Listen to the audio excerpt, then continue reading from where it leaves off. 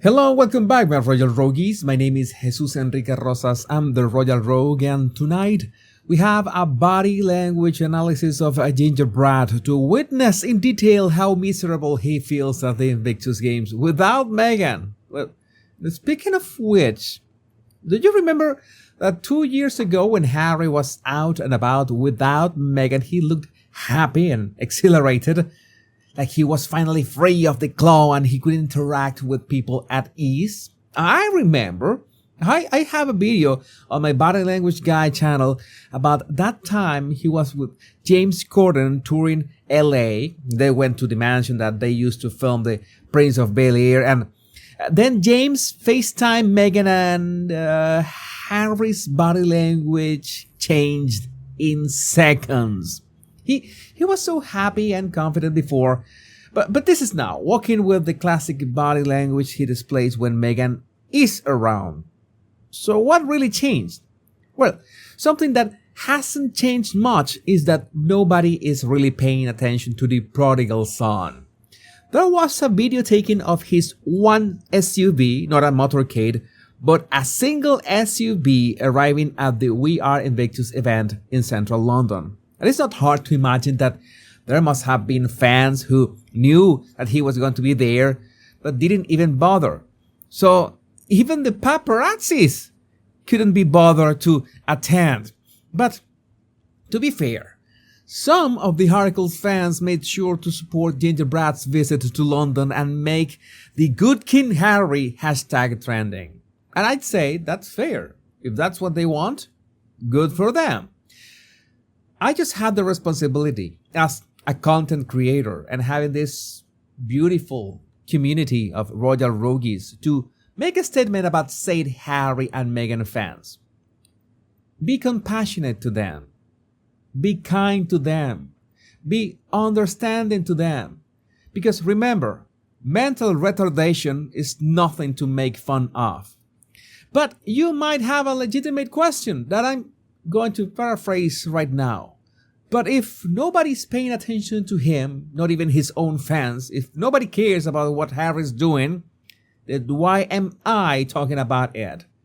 Why am I giving him the time of the day? And it's very simple.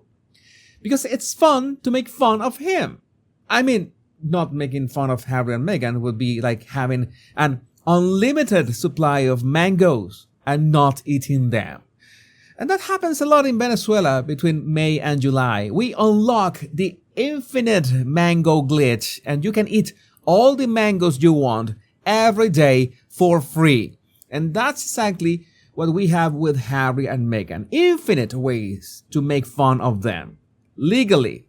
Nobody's getting hurt, at least not on my channel. So, as long as I can use the infinite imbecility glitch to amuse you, rest assured I will be doing that. But not all is fun and games, because at the same time, we need to call out some organizations setting the record straight. Here, the Invictus Games Foundation claims, when we started, we had no money, no people. It wasn't even called the Invictus Games yet. We just had a very good idea, Sir Keith Mills. Keith Mills. Does it mean that Harry brought all that to the Invictus Games? That's what you are implying? Because our records say otherwise. Do you remember the Royal Foundation? Because as Demetra says, you are ridiculous. You had the millions of the Royal Foundation. You had people brought to you by the power and popularity of the British royals. You are whining, crying victimhood and lying just like your patron. Ridiculous. Can it get more embarrassing? Of course it can, especially when the Invictus Games themselves share pictures of whatever panel was around Harry. Harry, of course, with that deer in headlights look. And he doesn't have Meghan to tap on his back and tell him what to do, which is horrendous. And I'm sure you are all jumping into the comments to talk about how is there an empty table right at the front next to the scenario. Well, Meghan's mole detected that the Invictus Games had tweeted that image and then deleted it to crop out the empty table. What they couldn't crop out were Harry's empty thoughts. But becoming irrelevant doesn't mean that he has stopped being vile. And I don't care if this was his idea or Meghan's. The fact that we got headlines like Prince Harry wishes to hug niece Princess Charlotte despite royal rift is the emotional manipulation of the worst kind that I've seen in ages. As in, Harry has tried to smear and deface William and Catherine unsuccessfully so many times that this is just a desperate cry to make it seem like, after all, he's a good uncle and deserves this. And J.E. May, Duchess Marmalade, wrote a very good post about this, calling Harry Uncle Snake Eyes, because that's the kind of eyes a snake has. And as Arabella said, Charlotte is a young lady now. Maybe she doesn't want a hug from her smelly, drug-out, unbathed Uncle Harry. And someone else posted in the comments that Princess Charlotte stands in the way of Lily being considered the premier granddaughter of Princess Diana. Charlotte has the place in history that Harry and Meghan wish Lily occupied. Beware, beware, beware. And this comes from sheer desperation.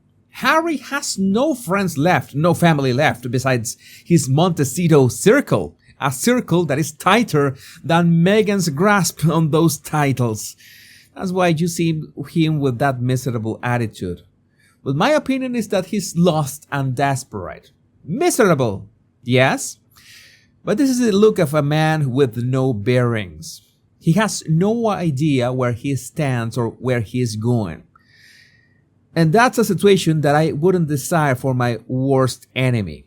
But he put himself in that situation. Absolutely nobody forced him to do this, to burn all the bridges and become isolated. And you remember those first Invictus games, right? How different was Harry's body language back then with his trapped brother and father? That's a past life. That's an era that will only live in pictures from now on. Because, and mark my words, as the king is making sure to give Harry a very public and well-deserved cold shoulder, an embarrassment that will be all the worse when he comes back home to face the Meg's fury, but nothing will be compared to the wall that William has reserved for him since a long time ago.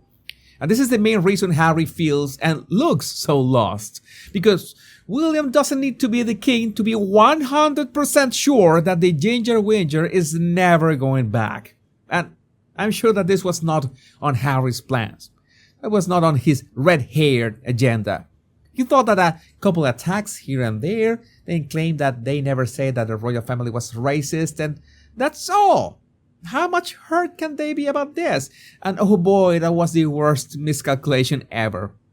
But it's not like Harry is good at making calculations. But Rogues, I would love to know what you think about this in the comments. My name is Jesus Enrique Rosas. I'm the Royal Rogue. And remember, much love and bliss.